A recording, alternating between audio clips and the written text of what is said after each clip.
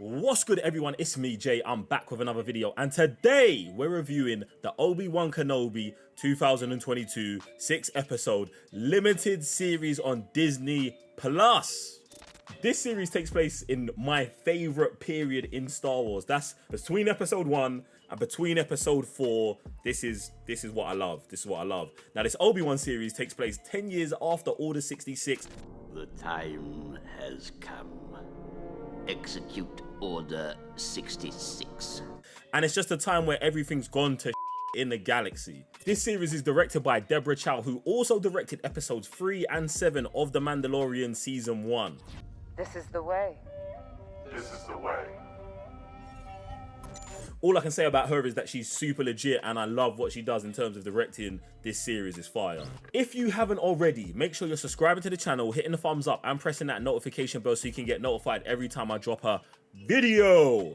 And follow me on social media at JiCanWin on Twitter, Instagram, TikTok, and wherever else they have social media. Jumping into the cast, we've got Ewan McGregor. Ewan McGregor is playing Obi-Wan Kenobi, the title character, and for me, Ewan McGregor is the definitive Obi-Wan Kenobi. Like, he's just Obi-Wan. Like, Ewan McGregor embodies this character in everything he does. Like, Ewan McGregor and Obi-Wan Kenobi have melded in my mind and forever will be one entity. I love everything he does in the show. He understands who Obi-Wan is so well, it's hard to even critique. Because if he did something wrong, I'd be like, nah, Ewan knows Obi-Wan. That's right, I'm wrong. Do you get what I'm saying? Like, that's how good Ewan McGregor is as Obi-Wan. He knows him. He's him. One being. Now, my standout for the show, Moses Ingram. Now, I just love everything about what she does with the Reva character. Like, it's just good, fresh, dark side sister energy. And it's what I've been asking for in Star Wars for so long. So Disney Plus, thank you for giving me that. Reva goes ultra hard, and I just love it. I love everything that Moses does with the character. Now, this one's going to get techie for me because even everyone knows, look, Anakin Skywalker and Darth Vader, two separate characters, same body, one person, two different characters. Yeah, but just for today, I'm putting Hayden Christensen and James Earl Jones together and judging the whole Vader situation. Like, Vader, I want to say, is A1 in this whole series. Fail me, and you will not live to regret it. I think Vader is one of those characters that Disney continually gets correctly. I've not seen them show Vader in a light that I just didn't agree with, and this series is just Vader doing Vader stuff.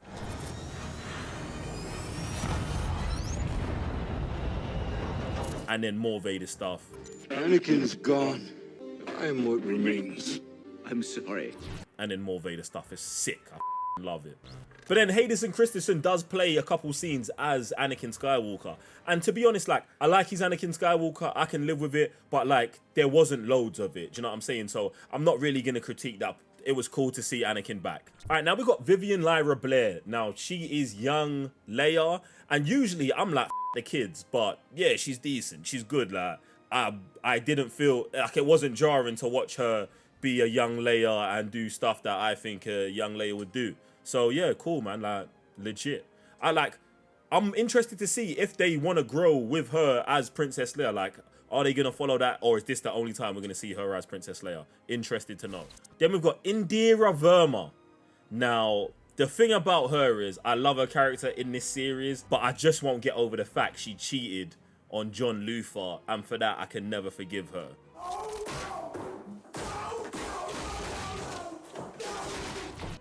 But yeah, her character's sick. Like, any character that's gonna blow themselves up for the mandem. Spoilers! Shit.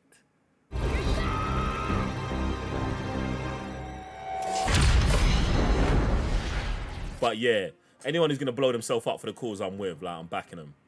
I mean, other noticeable members of the cast, you got Rupert Friend, Sung Kang, Joe Edgerton, Kamal Nanjiani, and O'Shea Jackson Jr. rounding out the cast. So, like, we've got some solid players out here. All right, let's just take a break in the video so I can tell you, man, about something real quick. Now, listen, I know you understand that there's been more videos coming out on this YouTube channel, and if you've been enjoying them, what I need you to do is consider signing up to my YouTube memberships. Yes, YouTube membership. We've got to fund the channel somehow, so this is how we're doing it. I've got YouTube memberships. Go check out the tiers. There are prizes, there are things, there are ways you can get involved and help shape the content that's coming out on this channel. If you want to be involved in that YouTube membership, if you don't, just make sure you're subscribing. Make sure you're following me on social media. Do something. Do you know what I'm saying? Leave a comment. You know what time it is. You know what we've got to do here. Anyway, things I love about this series. I mean, I got to start with the characters. I think for me, they do a great job with characters. Like, they introduce new characters that we've never seen, and we get to see their story and their life and why they're here and their motivations. I love that. But they also bring in old characters like Uncle Owen that we've seen and probably don't pay much attention to, and kind of flesh them out a bit more. Like, I appreciate them rounding out my history on Uncle Owen. Not that it's anything I will ever think that I need, but I'm glad they gave it to me. The next thing I love is all the iconic characters live up to their billing. Like, Vader's a savage in it. Obi-Wan is like the greatest Jedi in it. And yeah, like, Leia's a young, like, everyone does what they're supposed to do, and I appreciate it and I love it. When franchises get picked up and get continued past the point they should, like 40 years later, and it gets done correctly in a way that doesn't tarnish the canon, I think that should be appreciated just as much as get trolled when they do it wrong. So that's why I'm here saying, I appreciate you what you did with the characters. I love it, I love it, I love it. Do more like this, except for the Reaver part. And then it's kind of tough to say this, but nothing else about the show really stands out. And that's only a credit to how good Disney Plus is when it comes to producing Star Wars shows. Like, their Star Wars shows look like movies. And in this, the music, the cinematography, the visuals, the special effects, the sound effect, like, everything's fire. So it's just fire. It's God tier production, but that's Disney Plus. Like, that's what we expect. I don't know how they're going to start beating themselves, but that's where we're at right now.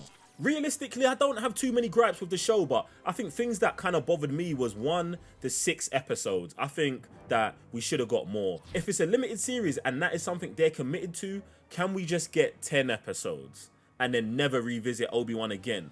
I'm cool with the 6 episodes if we're going to get a season 2, but the limited series thing says to me that we want to see the reception and then go from there, which I don't like. I would rather them commit to a plan and go with it, but that's just me. Let me know what you guys think about that. In terms of other things they could have did, but I wanted more from the other Inquisitors. I loved that third sister was bantering with like fifth brother, but I wanted to see more from fifth brother, more from the other Inquisitor was there, and even more from the Grand Inquisitor besides just walking in. Like, I wanted that, even though we was focusing on just Reaver, which I do love and I've got no complaints about, besides the ending that I've mentioned 10 times already. I'm cool with it. Do you get what I'm saying? But I think if we had more episodes, it would have been easier to flesh out like what the Inquisitors were doing on their days off, which is something I'm very interested in seeing. And obviously I've been talking about this through the whole video. Reva's ending to me is so dissatisfying. I don't like the fact that she throws down her red lightsaber and is choosing a different path.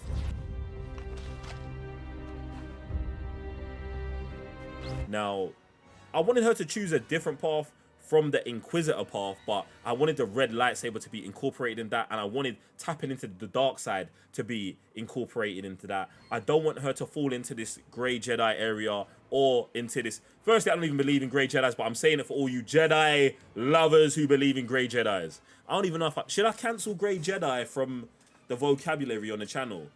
Jump in the comment section below and let me know what you think about that.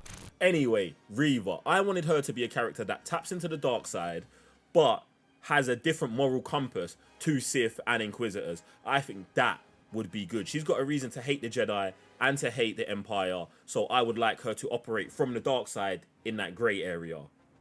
Do you feel me? Now, I got overexcited and start telling you all about what I wanted from Reva before we got to the J-Cut, but this series is so legit, I don't even really know what I would change. I think the only things that really stand out to me were the fight. Like, there's an episode, I think it's episode 5, where Obi-Wan and Anakin are fighting. They're in a training situation. Anis mirroring what's going on with the episode in current timeline. And the only thing I don't really like about that is the way they position Anakin's feelings towards Obi-Wan at the end of the training session, because I don't think it lines up with his character in the gap between episode 2 and episode 3, but I feel like at this point I'm nitpicking.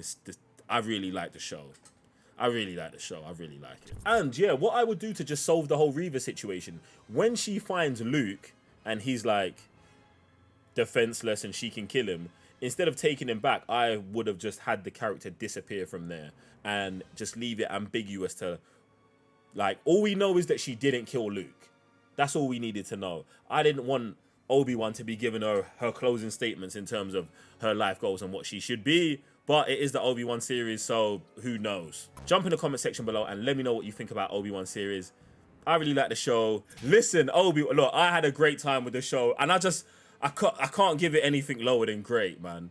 Do you know what I'm saying? It does a lot of, it doesn't rewrite canon, but it fits into canon perfectly, and for that I've got to give it great. I can't give it less. I can't. I tried. I actually did.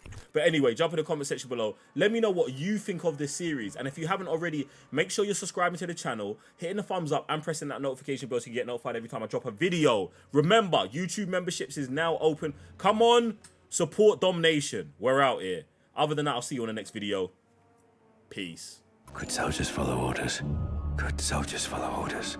Good soldiers follow orders.